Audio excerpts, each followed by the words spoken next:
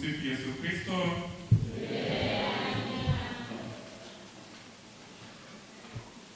Ndugu zangu wapendwa,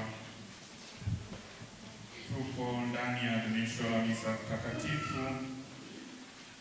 ili kuadhimisha upendo wa Mungu ambaye kwa neema yake alitujalia Mama Bikira Maria wa mateso awe mwombezi wetu kwa namna ya pekee kwetu sisi wana parokia ya Ulete.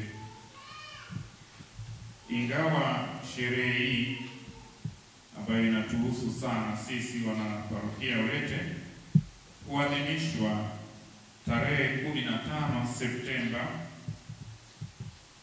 na mtafahamu na mtakumbuka kwamba tarehe 15 Septemba ni siku moja tu baada ya kuadhimisha kutukuka kwa msalaba, kwa sababu kutukuka kwa msalaba ni tarehe 14 Septemba.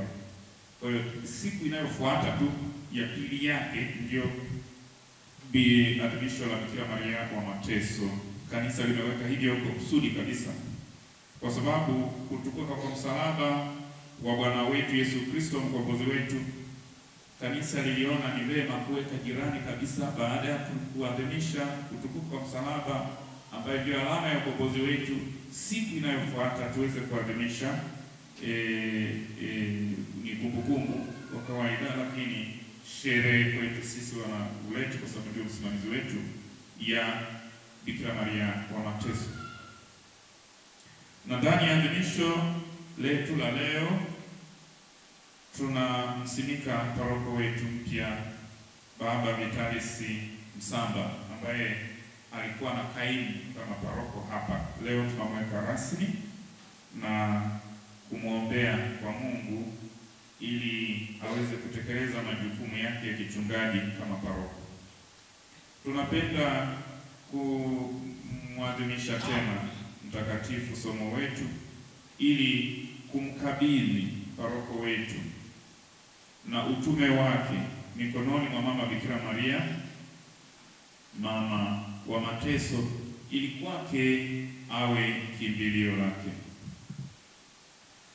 Ndugu zangu, Mama Bikira Maria wa mateso ni faraja kwa wale wanaoteseka, ni matumaini kwa wale waliovunjika na kupondeka moyo, na awe ni chemchemi ya huruma na mapendo kwa wenye huzuni na mahangaiko makubwa.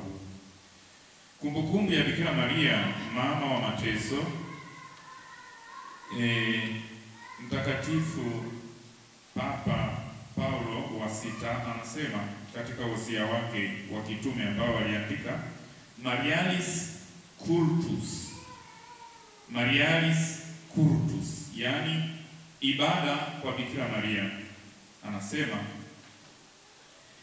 huu ni mwaliko kwa waamini kutafakari kile kipindi maalum katika historia ya ukombozi wa mwanadamu, na hivyo kumheshimu Bikira Maria aliyeshiriki kwa namna ya pekee katika mateso ya mwanae mpendwa Yesu Kristo, kiasi hata cha kudiriki kusimama chini ya msalaba na kupokea maiti ya mwanae.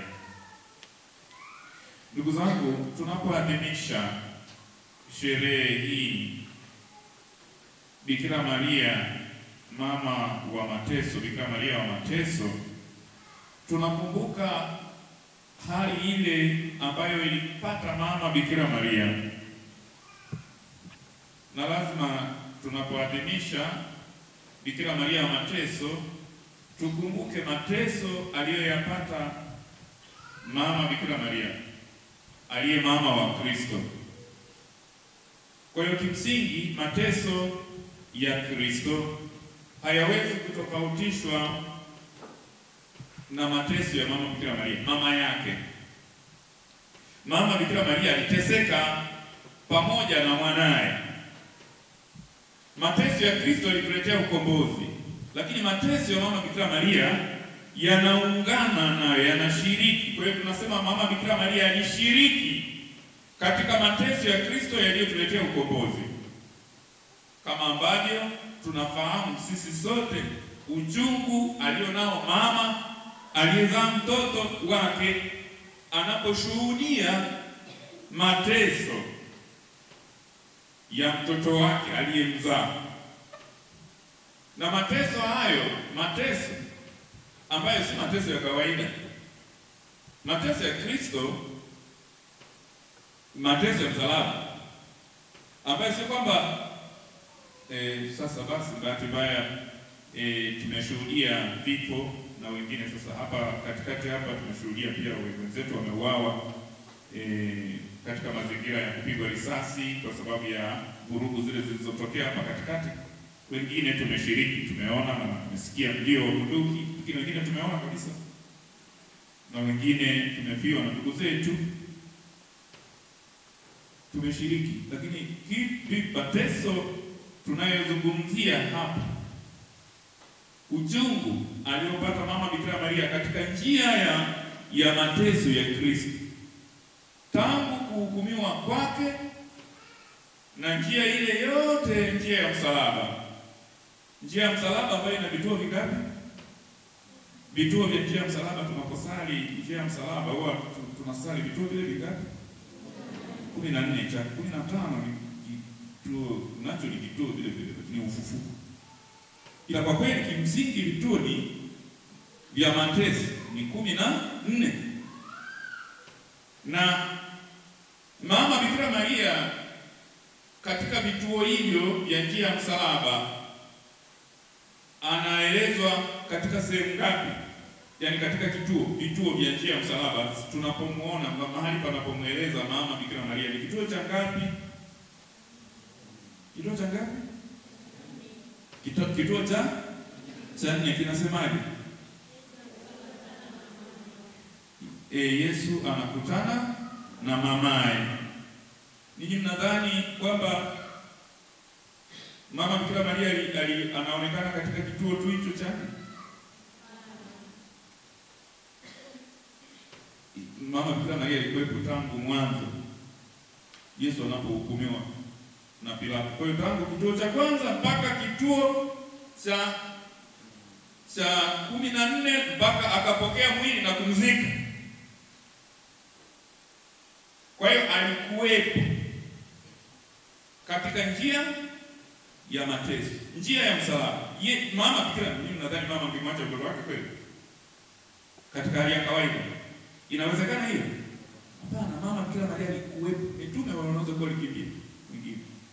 Kama akina Petro tunaona wanajibanza, wanauliza wewe inaonekana kama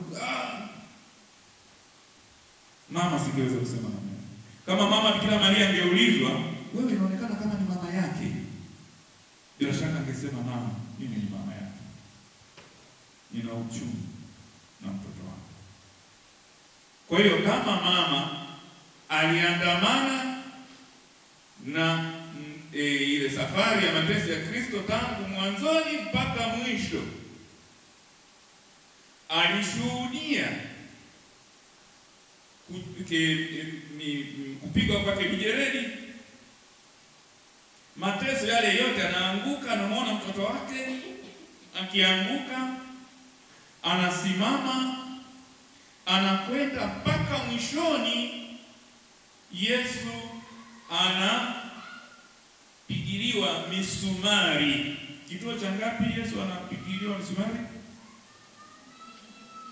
Ninyi wanaolete tunatakiwa kujua vizuri kabisa vituo hivi vya mateso, sote tunapaswa, lakini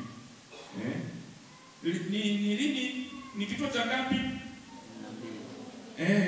Yesu anasulubiwa. Yesu anavuliwa nguo, ni kituo cha 10. Yesu anasulubiwa na Yesu anakufa msalabani, ni kituo cha ngapi?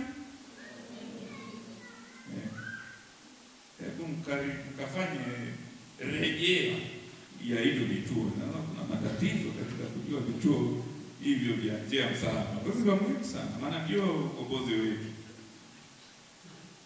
Kwa hiyo anapopigiliwa misumari Yesu msalabani, mama Bikira Maria alikuwepo pale, shuhudia mwanae analia mpaka mwishoni anakufa, na anasema, Baba, mikononi mwako naiweka roho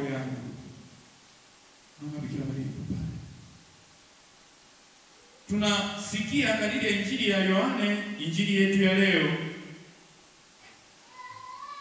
Yesu kabla ya kufa kwake alitazama. Kwa hiyo tunaposema kituo cha 4 kile kinapoeleza kwamba Yesu anakutana na mamaye, maana macho ya